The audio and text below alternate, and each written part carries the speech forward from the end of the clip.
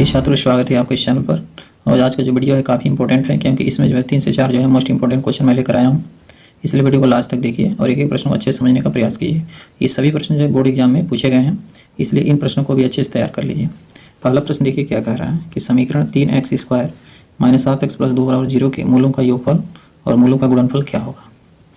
सबसे पहले हम समीकरण लिख देते हैं। 3x² - 7x + 2 = 0। ए का मान है 3, ये ए है, ये बी है और ये सी है। बी का मान -7 है और सी का मान 2 है। अब जानते हैं मूलों का जो योग होता है ना, मूलों का जो योग होता है उसको हम लिखते हैं -b/a। मूलों का योग -b/a। तो b कितना है? -7 है।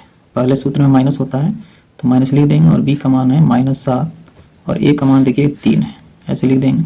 तो माइनस का माइनस में गुणा हो जाएगा तो प्लस हो जाएगा, तो 7/3 ये हो जाएगा मूलों का योग, मूलों का गुणनफल, मूलों का गुणनफल। ठीक है, तो मूलों का गुणनफल का सूत्र होता है c/a। तो c का मान कितना है? 2 और a का मान है 3। तो ये देखिए मूलों का योगफल है 7/3 और मूलों का गुणनफल है 2/3। तो ये जो है प्रश्न आपका सॉल्व हो गया। दूसरा प्रश्न देखिए, काफ़ी इंपॉर्टेंट है और ये 2019 और 2020 की बोर्ड परीक्षा में पूछा गया है। तो इस साल भी बोर्ड परीक्षा में पूछने की इसकी काफ़ी संभावना है, इसलिए इसको अच्छे से ध्यान से समझिए।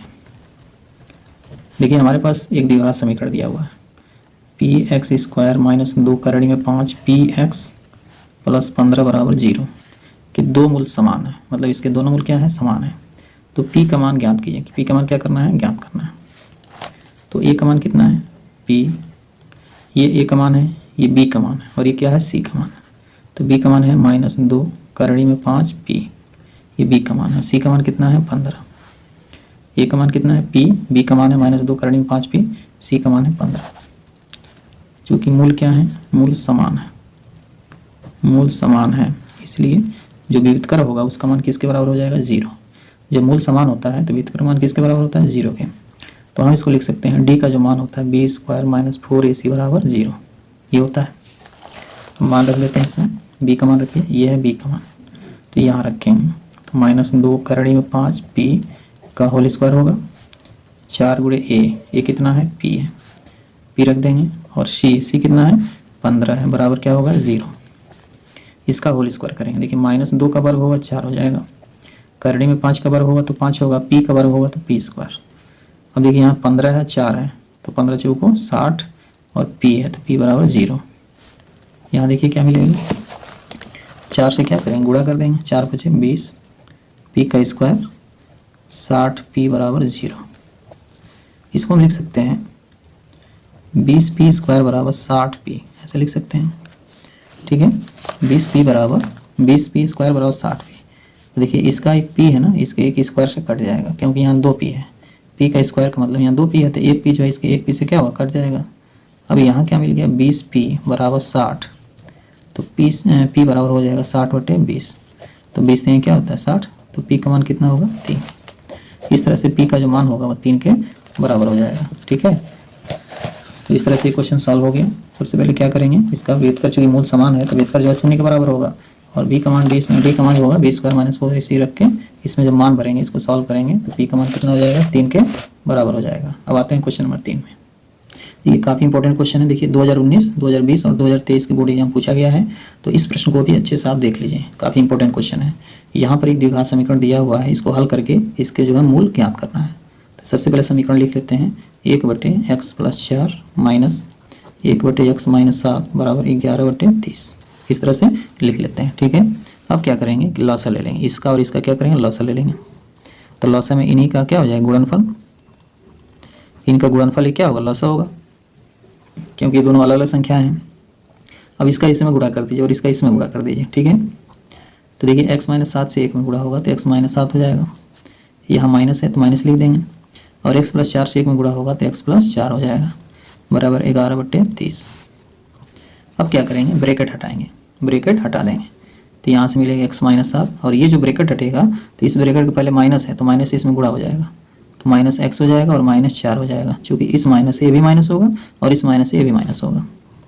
नीचे जो है जितना है उतना लिख देते हैं, अर्थात इसको गुणा करके भी हम लिख सकते हैं। ठीक है, तो x का x में गुणा होगा तो x², x का 7 में होगा तो -7x और प्लस 4 का x में, तो 4x होगा और 4 सत्ते 28, तो -28 हो जाएगा। और यहाँ हो जाएगा 11/30 कि x से -x कट जाएगा, -7 और -4 जोड़ देंगे तो ये हो जाएगा -11। नीचे हो जाएगा x² -7x प्लस 4x, तो 7x में 4x कम हो जाएगा तो -3x होगा। और यहाँ होगा -28 बराबर 11/30, तो 11 से 11 क्या होगा, कैंसिल हो जाएगा। ठीक है, तो क्या मिलेगा, यहाँ मिलेगा -1, यहाँ -1 मिलेगा।